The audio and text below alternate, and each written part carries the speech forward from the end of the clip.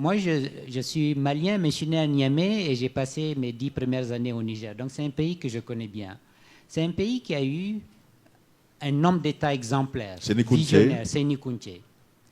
Ben, pendant tout le temps où Séni Kountché dirigeait le Niger, il y avait zéro corruption. Parce qu'il donnait l'exemple. Voilà, parce qu'il donnait l'exemple. Si vous vous amusez à proposer à un policier un billet, il vous amenait et il vous enfermait. Ben, ces mêmes policiers nigériens aujourd'hui, si vous ne donnez pas de l'argent, vous ne passez pas. Parce que Séni Kountché n'est plus là. Donc je pense que, comme les panélistes l'ont dit, il faudrait un réarmement moral, mais surtout, il faudrait Moi, monsieur le ministre, je ne suis pas assez optimiste comme vous pour dire qu'il faut qu'il y ait une prise de conscience de la classe politique actuelle. Pour moi, cette classe politique, elle a échoué. Des élites. Des élites, ok, très bien. En tout cas, cette classe politique, aujourd'hui, elle a échoué.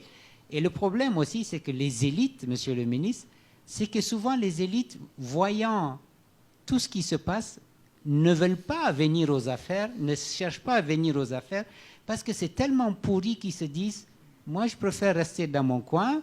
Comme le ministre, un éminent intellectuel qui va faire ses consultations, moi, je vais gérer mon entreprise, parce qu'on se dit « oh là là, la sphère publique, c'est tellement pourri que nous, on a des valeurs, donc on ne s'approche pas de la sphère politique ». C'est peut-être une erreur. C'est peut-être une erreur. C'est pour ça que là aussi, effectivement, les élites, en tout cas au Mali, ont démissionné. Et quand les élites démissionnent, qu'est-ce qui se passe?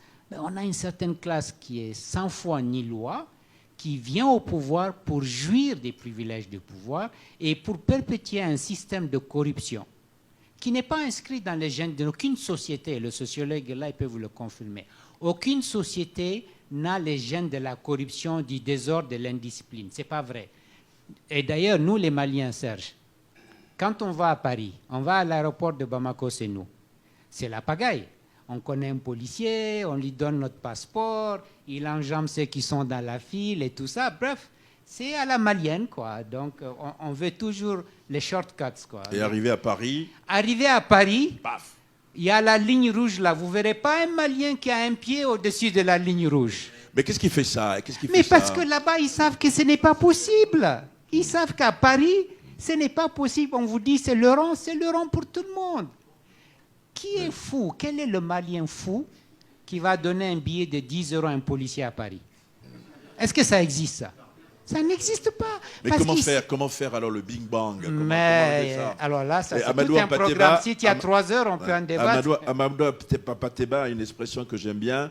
Il dit pour s'en sortir, il faut la communion des crânes. Alors, si on fait cette communion des crânes, ça donne quoi? Qu'est-ce qu'il faut? Il faut. Ou pas les cash. Non, Serge, oui. Encore une fois, on revient au leadership. Quand même, on dit où va le Mali, on est dans le mur. On ne peut pas être aussi bas que le Rwanda l'a été en 1994. C'était un pays détruit.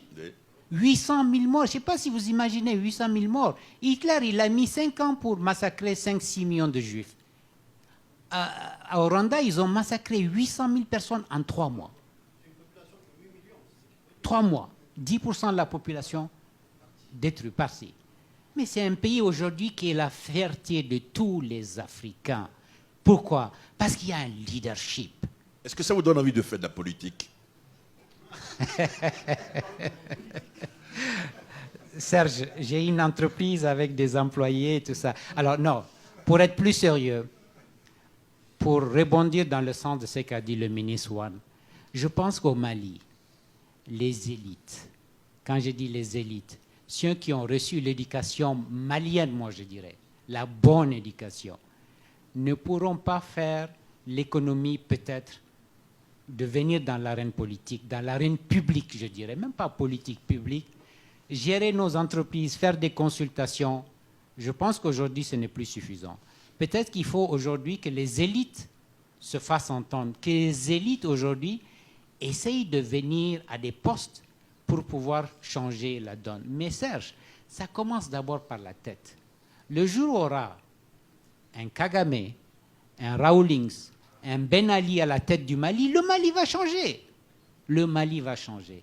Il nous faut un dirigeant visionnaire qui est en mission, qui est totalement désintéressé par la chose matérielle, qui dit je suis en mission pour sauver mon pays. Et je vais tirer avec moi toutes ces élites-là qui sont dans les coins, qui ne veulent pas se mouiller parce qu'ils trouvent que c'est trop sale, ils ne veulent pas venir. Je vais regrouper autour de moi ces élites et je veux changer mon pays. Mais pour ça, il faut un leader visionnaire. Donc peut-être qu'un jour, on aura un Kagame au Mali qui va venir nous aider à faire ça. Je ne sais pas. Aujourd'hui, ce n'est pas le cas pour vous. Ce n'est pas le cas aujourd'hui. Ah non, c'est loin d'être le cas.